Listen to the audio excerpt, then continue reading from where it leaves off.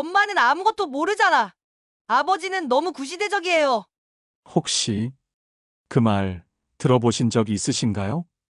자식 키우며 울던 밤이 수백 번이었고, 한 푼이라도 아끼려고 먹고 싶은 거 안 먹고, 입고 싶은 옷도 사지 않고, 하고 싶은 일도 모두 뒤로 미루며 살았어요. 그렇게 평생을 자녀만 바라보며 살아왔는데, 돌아온 대답은 그건 부모님 세대 옛날 얘기잖아요. 그 말 한마디가 비수처럼 마음에 꽂힌 적 있으신가요? 오늘 인생 편지는 그 상처받은 부모님의 마음을 위한 이야기입니다. 왜 가장 사랑하는 관계가 가장 멀게 느껴질까요? 이 영상을 끝까지 함께 하신다면 말하지 못했던 마음, 그 침묵 속에 가려졌던 진심을 다시 꺼내는 용기를 얻게 되실 겁니다. 부모와 자식 사이 멀어진 마음의 거리를 오늘의 이야기를 통해 다시 이어보는 시간을 가져보셨으면 해요. 구독과 좋아요로 여러분의 관심을 보여주시면 제가 영상을 제작하는데 큰 힘이 됩니다. 자, 지금부터 인생 편지 시작합니다. 자녀를 키우면서 우리가 포기한 것들을 그들은 모릅니다. 밤잠을 설치며 걱정했던 수많은 밤들, 아이의 학비를 위해 아껴 먹었던 끼니들, 자신의 꿈을 뒤로하고 가족을 선택했던 결정들. 이 모든 것들이 당연하게 여겨지는 세상이 되었습니다. 우리의 희생은 눈에 보이지 않는 법입니다. 그것이 부모의 숙명이라고 생각했기 때문입니다. 하지만 그 희생이 아무것도 모름이라는 한마디로 평가절하될 때 그 상처는 생각보다 깊습니다. 세대 간의 갈등은 언제나 있어 왔지만 오늘날의 단절은 그 어느 때보다 깊습니다. 디지털 세상에서 자란 우리 자녀들은 완전히 다른 언어로 소통합니다. 우리가 가치 있게 여기는 것들 중에 안정, 성실함, 인내라는 단어는 그들에게 구시대적 가치로 취급받고 있습니다. SNS와 스마트폰으로 표현되는 그들의 세계에서 우리는 점점 소외되고 있습니다. 때로는 같은 공간에 있어도 우리는 서로 다른 우주에 살고 있는 것 같습니다. 오늘의 첫 번째 이야기는 아들의 말 한마디에 무너진 어느 엄마의 이야기입니다. 50대 후반의 주부인 미경 씨는 어느 날 아들과 다툼이 있었습니다. 그날도 아들은 스마트폰을 보며 밥을 대충 먹고는 자리에서 일어났죠.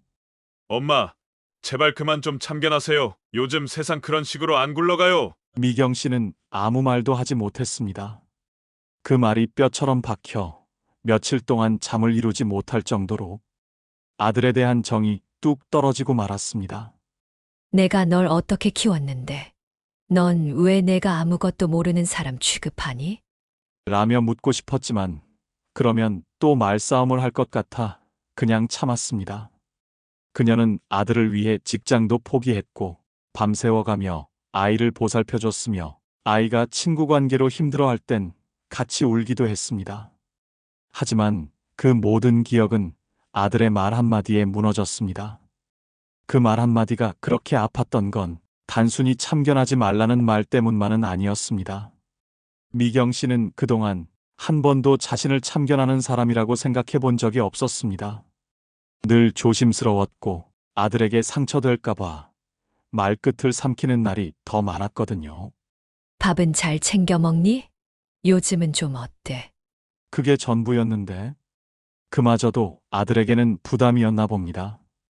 그녀는 기억하고 있었습니다.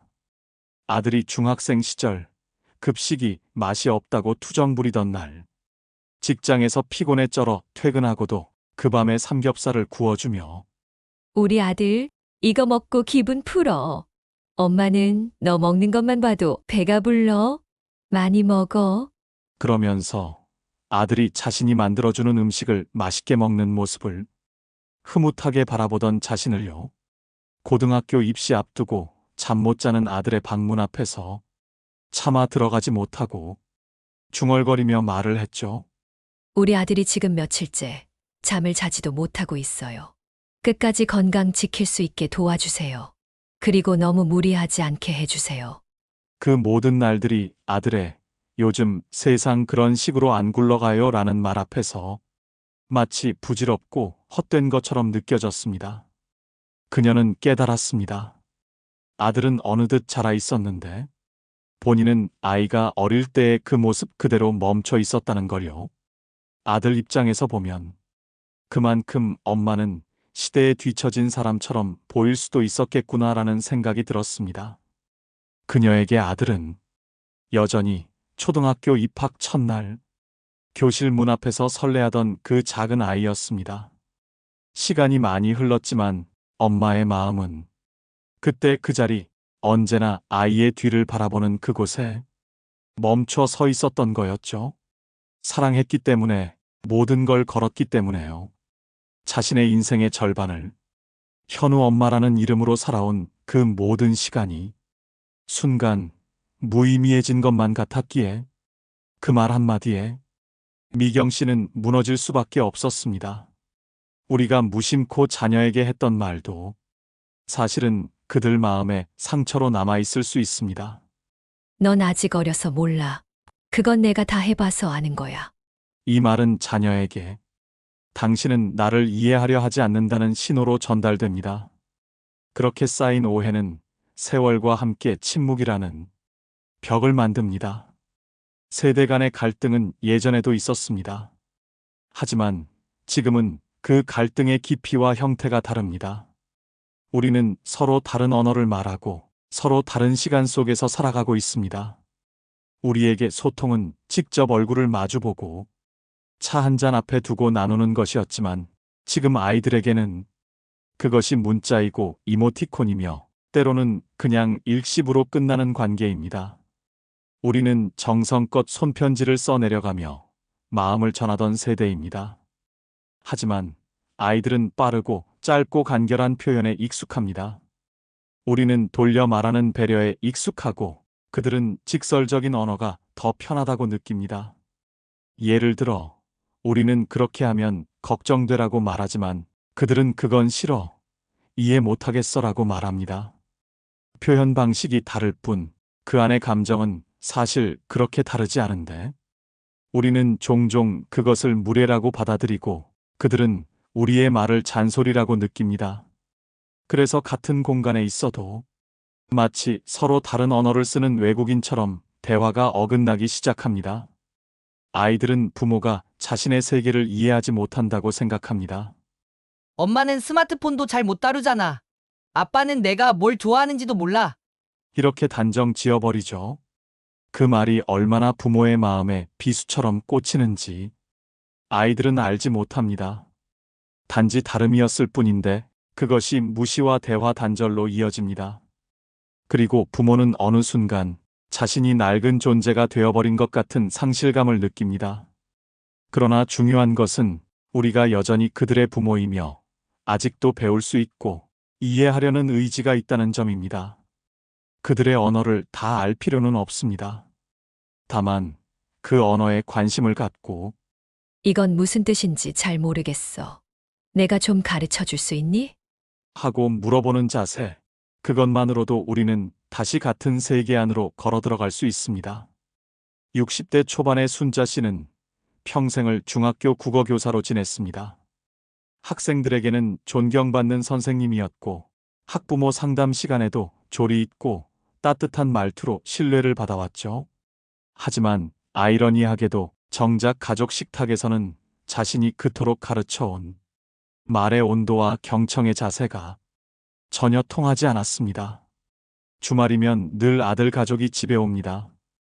순자 씨는 직접 장을 보고 이른 아침부터 구기며 반찬을 정성껏 준비합니다. 하지만 식탁에 앉은 손자는 휴대폰만 들여다보고 아들은 고개 한 번 들지 않고 밥을 입에 털어넣습니다. 말을 걸어도 대답은 단답형, 표정도 어색하기만 합니다. 그냥 배 채우러 온 손님들 같았죠.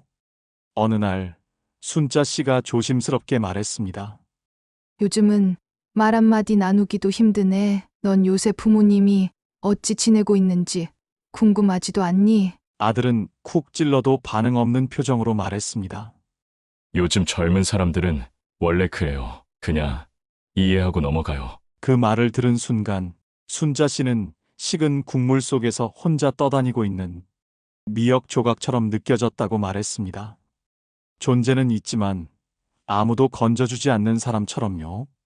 평생 타인의 자녀들에게는 공감과 격려를 주며 소통했던 자신이 정작 가족 앞에서는 투명 인간이 되어버린 현실. 그날 밤 순자 씨는 혼잣말처럼 이렇게 중얼거렸습니다. 내가 수백 명의 아이들과는 참만 이야기를 했는데 내 아들과는 도대체 언제 마지막으로 진심 어린 대화를 했지? 그 순간 순자 씨는 깨달았습니다. 자신은 교사로서 학생의 마음을 열기 위해 항상 먼저 질문하고 눈을 맞추고 기다려 주었던 사람이라는 걸요. 하지만 엄마로서는 늘 말하지 않아도 알겠지, 나를 당연히 존중해 주겠지 하고 마음을 닫고 있었던 것입니다. 그래서 그녀는 작은 결심을 했습니다. 다음 식사 자리에서는 설교도 질문 공세도 하지 않고 그저 자신을 진심으로 보여주기로요. 오늘 반찬 어땠어? 혹시 네가 좋아하는 메뉴가 있으면 다음에 해줄게. 너도 회사에서 고생 많지? 엄마는 그런 얘기 듣는 거 좋아해. 말투 하나, 표정 하나, 그리고 기다려주는 시간 하나하나를 바꾸기 시작하자 아들의 눈빛도 며느리와 손자의 단답형 대답도 조금씩 달라지기 시작했습니다.